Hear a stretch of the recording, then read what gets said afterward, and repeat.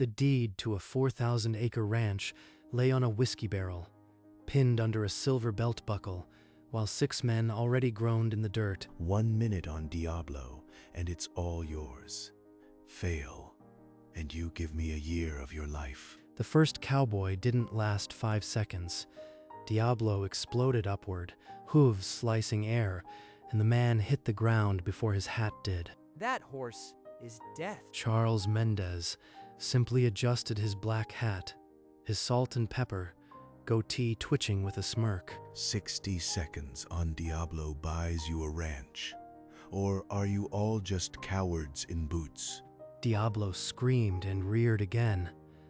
Black coat gleaming with rage, hooves striking sparks off the fence. From the platform, Charles surveyed the silent crowd.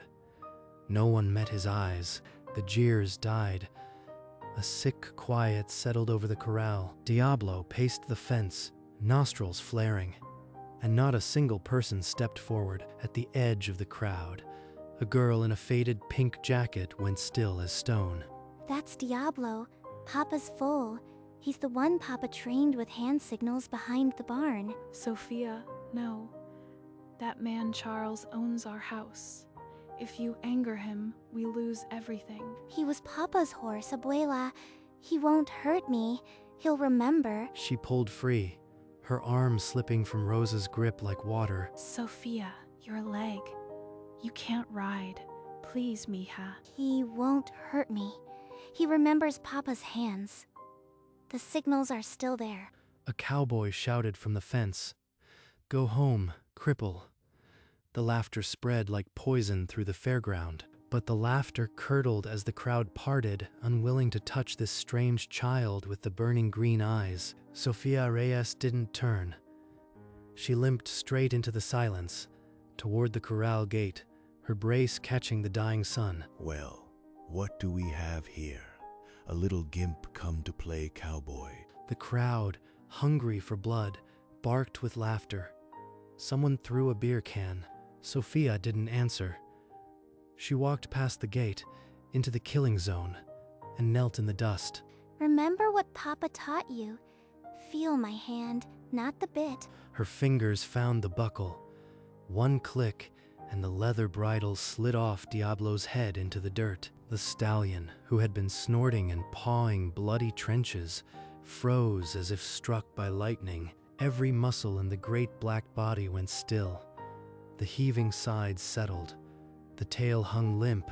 Then Diablo lowered his great head and pressed his velvet muzzle into Sophia's open palm. The mockery died in the throats of 80 men. The silence was heavier than any shout. On the platform, Charles Mendez's smirk had vanished. He gripped the railing, knuckles white, as if watching his own grave open. Sophia didn't wait for permission.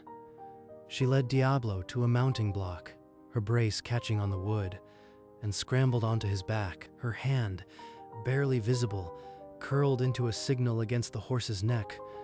Diablo's ears flicked forward, and he stepped out smooth as oil. The crowd began to count. A low rumble at first, then a roar. 1, 2, 3. Stop. She removed the bridle. That's not allowed. Illegal. Deputy Miller stepped forward, his aviators reflecting the impossible scene. His hand rested on his holster. You said to ride him, Charles. You never mentioned a bridle. On his back, Sophia never looked down. Diablo trotted, then cantered as if they'd been riding together for years. The count hit 60. A dozen men crushed forward to touch her as Diablo slowed to a halt. Good boy, Diablo. Papa would be so proud. Cheat. She used drugs on my horse. Or witch talk. We ride again, or no deal. Before the dust could settle, a woman in a blue blazer pushed through the throng, press badge swinging. I am Laura Chen, Daily Circuit. How did you do that? That horse nearly killed 6 men. He knew me. That's all. Charles's voice cut through the murmurs like barbed wire. You think that crippled little cheat learned from a master. Her father, Alonso Reyes, was a drunk who couldn't stay on a horse. The apple don't fall far. Sophia's jaw tightened. A tear escaped, but she turned so Charles wouldn't see it fall. That was enough for Laura. She drove to the only feed store in town, the one that had been there for 40 years. Ever hear of a man named Alonzo Reyes? He had a black colt years back. Alonzo? Sure. Bought supplements every week for a colt called Diablo. Trained it with hand signals, no bridle. Quiet stuff. Laura's pen stilled. The story had just become bigger than a bet. The address Hector gave led Laura to a house with peeling paint, where an old woman in a shawl clutched a rosary on the steps. I know about Alonzo and Diablo. Please, I am not with Charles Mendez. Rosa studied her for a long moment, then withdrew a faded snapshot from the pocket of her apron. That's Alonzo, my son. And that black foal is Diablo, before that devil took him. After the riding accident took him, we sold the colt for scraps. Sophia was 3. She watched him train with hand signals, and she remembers. Laura saw it then, the same curl of the fingers in the photograph that she'd seen the girl make in the corral. While Laura collected the past, Charles was busy twisting the present. He backed Deputy Miller against a feed truck at the fairgrounds. Deem that ride invalid, Miller. No bridle means no control. It's common sense. Common sense says you are afraid a little girl just beat you fair. I won't change the ruling without solid evidence. Laura tucked the photo into her notebook. A memory and a snapshot weren't enough. She needed something written, something undeniable. In the feed store, Hector couldn't shake Charles's words. He'd known Alonzo Reyes since he was a kid, and that man was no drunk. Alonzo trained the wildest colts with just a flick of his wrist. There's got to be something in the old records. He dragged a crate over and reached for the highest shelf, where ledgers had been collecting dust for years. One ledger was labeled with the year Diablo was born. His fingers left clean streaks in the grime. As he opened it, the handwriting was Alonzo's. Diablo, black colt, trained with hand signals daily. Responds to 3 silent commands. Beside the entry was a crude diagram. 3 hand positions, labeled stop, come, calm, calm. And at the bottom, a note that made his breath catch. Sophie knows the signs. A faded photograph fell out from the back cover. The proof is right here. Charles can't lie his way out of this. He slammed the ledger shut, tucked the photo inside, and bolted out the door. He ran past the county fair banner toward the corral, where the crowd was still thick, where everything was about to change. I have a photograph of Alonzo Reyes training your stallion as a colt. Her secret is written in this picture. A picture proves nothing. Anyone could fake that. Before Laura could respond, a breathless Hector shoved through the crowd, ledger clutched to his chest. Then read this. His own handwriting. Hand signals. Recorded 9 years ago. Deputy Miller opened the ledger and read aloud, Diablo, black colt, trained with hand signals daily. Responds to 3 silent commands. He turned the page to the diagram. 3 hand positions sketched in Alonzo's own ink. A murmur passed through the crowd. Many remembered Alonzo's gentle way with horses. Hand signals or not, she removed the bridle. No control. If she wants my ranch, she rides again. No whispering, no buckles. 2 full minutes. Then that's the condition. Sophia must ride again under those terms, or the bet is void. Sophia, standing at Rosa's side, felt the weight settle onto her brace. The stakes had just doubled. You think you've won? If you fail now, I'll see your grandmother out on the street. Papa said the horse needs only your hand, not your voice. I don't need to whisper. She turned her back on Charles before he could see the fear and walked toward Laura. Sophia, you don't have to do this again. It's too dangerous. I do. Give me 1 hour. I'll ride and I won't use anything but my hand. She found a quiet spot behind the hay bales and practiced the old signals in the dust. her fingers remembering what her heart had never forgotten. The crowd split. Some muttered about courage, others jeered that a cripple couldn't beat the devil horse. Misha, please, he'll kill you. I can't lose you too. You won't, Abuela. Papa trained him for this. I am not alone. When the hour was up, the sun hung low, and Sophia limped back to the gate. Every eye followed her brace. While Sophia practiced, Charles took a cattle prod to Diablo. Now the stallion's coat was lathered, eyes rolling white. No mounting block, little cheat. You want to claim you can ride, you do it from the dirt. Sophia limped into the corral. Diablo was circling, nostrils flared, hooves stomping trenches in the dust. He's terrified. Charles has been hurting him. He's not himself. She raised her hand in the signal for calm, but Diablo shied violently, snorting foam. The crowd sucked in a breath. Someone whispered, "She's going to die." Easy, Diablo. It's me. Remember. She stepped closer, brace catching on the uneven ground, and refused to look back at the mounting block she wasn't allowed to use. The stallion's great body trembled, but he didn't bolt. Sophia inched forward, hands steady. When her fingers brushed his neck, Diablo flinched, but stayed. The entire fair held its breath. Sophia closed her eyes. The noise of the fair fell away, and she was 3 years old again, standing with her father in the sunlit pasture, his hand over hers. She opened her eyes and curled her fingers into the sign for calm. Not a whisper, just a shape pressed against her dusty jeans. Diablo's ears flicked toward her. The trembling in his great body stilled. He lowered his head and stepped close. A long breath rushed from his nostrils, warming her fingers. She laid her palm flat against his neck. She's doing it again.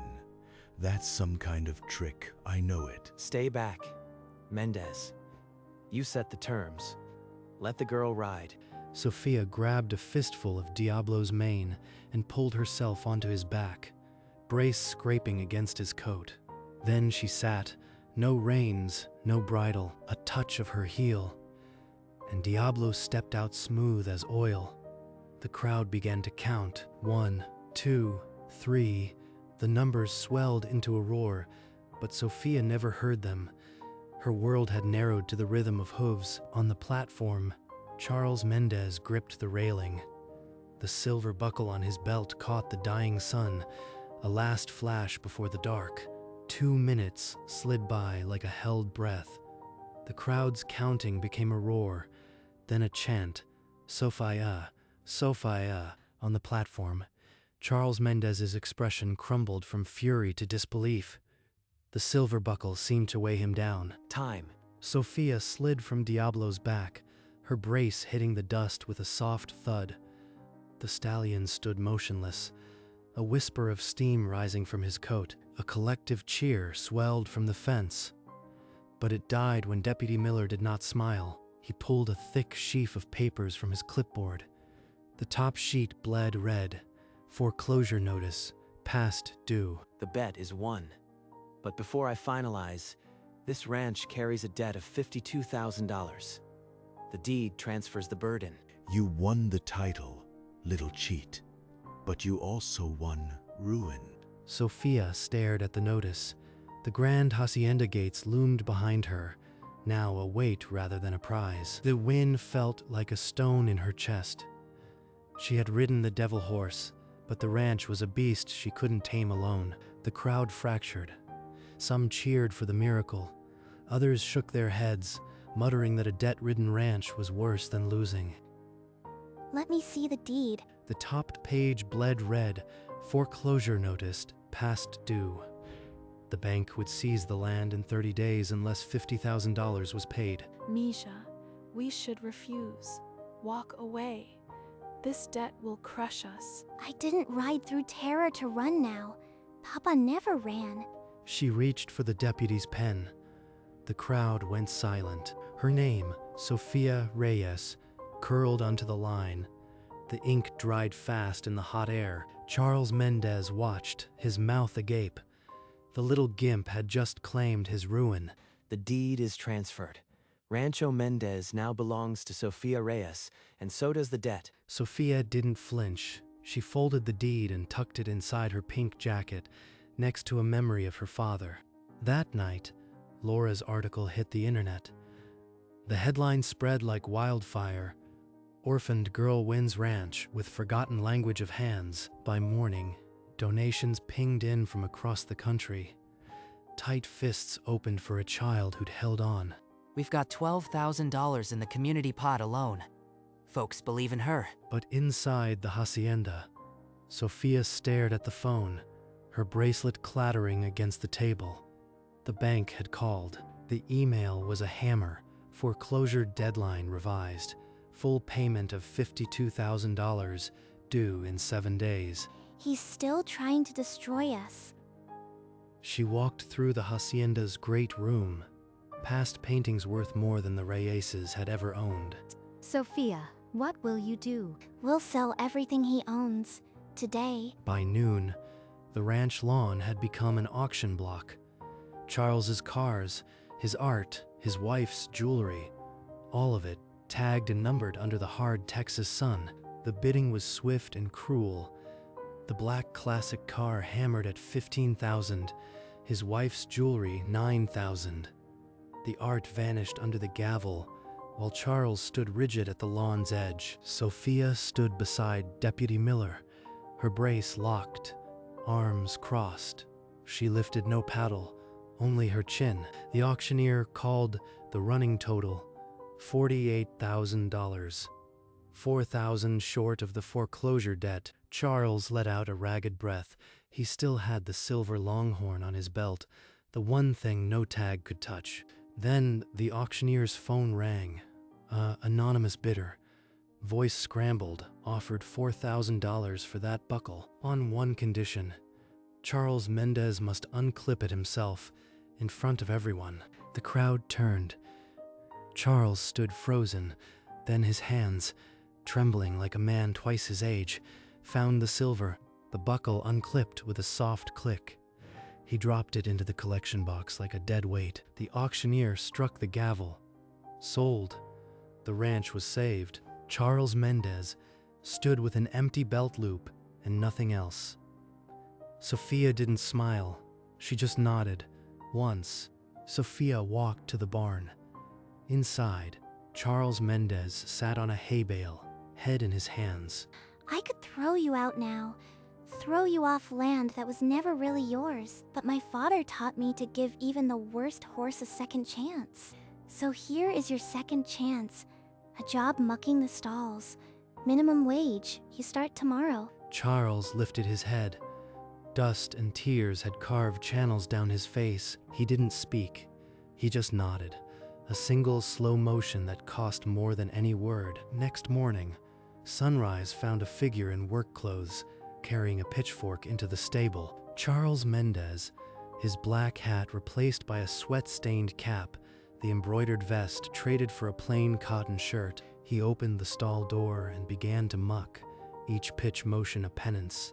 Sophia watched from the doorway, then walked away, leaving him to the silence and the straw. Weeks passed.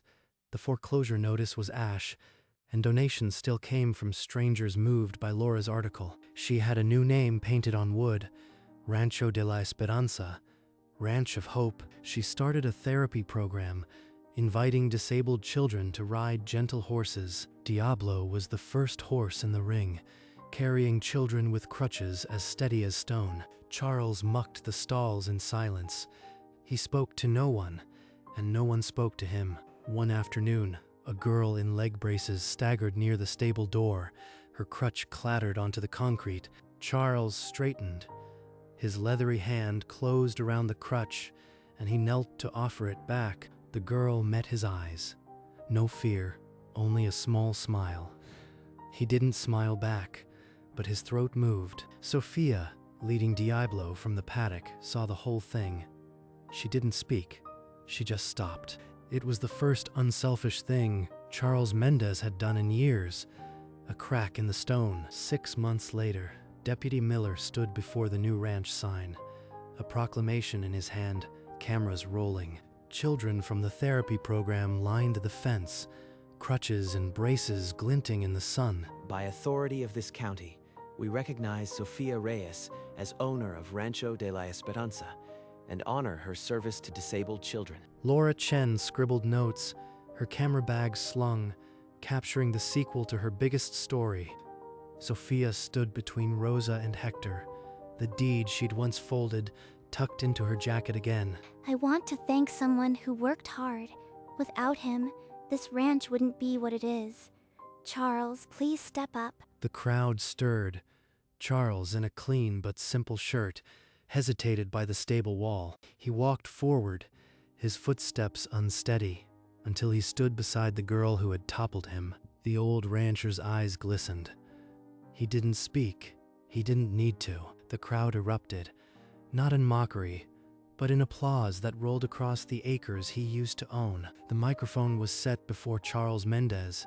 He stepped toward it like a man, walking into a reckoning. I knew Alonso Reyes. I knew about the hand signals. I called it nonsense because I wanted this horse broken and this land kept. I was cruel. I hurt the girl. I hurt the horse.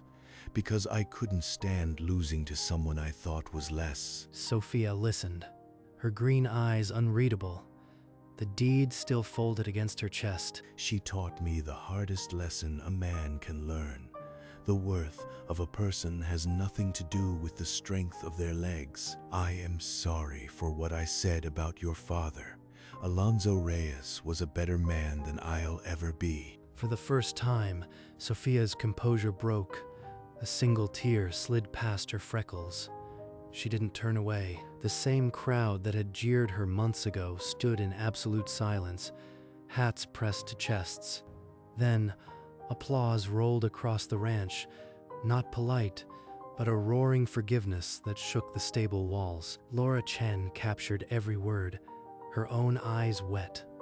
This was the story that would outlast them all. Later, when the last reporter had gone, Sofia led Rosa across the ranch to an old oak on the ridge where a headstone faced the sunset. The stone read simply, Alonso Reyes. Sofia knelt, her brace pressing into the grass, and laid the deed across the stone. We did it, Papa. The ranch is ours again. Diablo is home. Then she curled her fingers into the sign for home, the last signal he'd ever taught her. Rosa wept quietly, her rosary wrapped around her knuckles, every bead a prayer for a son taken too soon. As they turned to leave, Sofia paused and looked out across the 4,000 acres, her land. In the distance, Charles emerged from the stable, wiping his brow. A child's laugh floated from the therapy paddock. The ranch was alive in a way. It had never been under a silver belt buckle. Sofia nodded once to herself, then linked her arm through Rosa's. Her limp was barely a shadow anymore. Behind them, the oak's shadow stretched over the headstone, covering the deed like a blessing. That evening, Sofia slipped onto Diablo, her worn saddle his only tack. No bridle, no reins, just the two of them. She rode to the highest ridge, the 4,000 acres unrolling below, like a quilt of gold and green. Diablo's great eye reflected the sinking sun, calm and without a trace of the wildness that had once terrified a county. This is what he wanted for us, Diablo. A home with no fences and no bit to break us. She made the signal for home, the same gesture her father had pressed into her palm as a toddler. Diablo snorted and pawed the earth once, as if in answer. In the barn below, Charles set his pitchfork against the wall and wiped the sweat from his eyes. He watched the girl on the skyline, and for the first time in decades, a faint smile cracked the dust on his face. On the ridge, Sofia and Diablo stood as one. Below them, the hacienda lights came on, a constellation of windows promising warmth. And somewhere in that light, a ghost named Alonso might have nodded back. The stars came out, one by one, and Sofia still sat on Diablo, looking down at the land her father had loved. He always said I'd never need reins. Not on a horse, not in this life. In the hacienda kitchen, Rosa lit a candle, the same one she'd lit every night since her son left the world. In the stable, Charles pulled the barn door shut, his work done, his cap in his hand. From the bunkhouse, a child's laugh trickled into the silence. Good night, Papa. She didn't raise her voice. The words drifted down the ridge like a leaf on still water. Diablo's ears flicked, and the great black head turned toward the stars. The camera pulled back and back until the ranch was a constellation of tiny lights, and the girl on the horse was a brushstroke of pink against the night. Rancho de la Esperanza, home.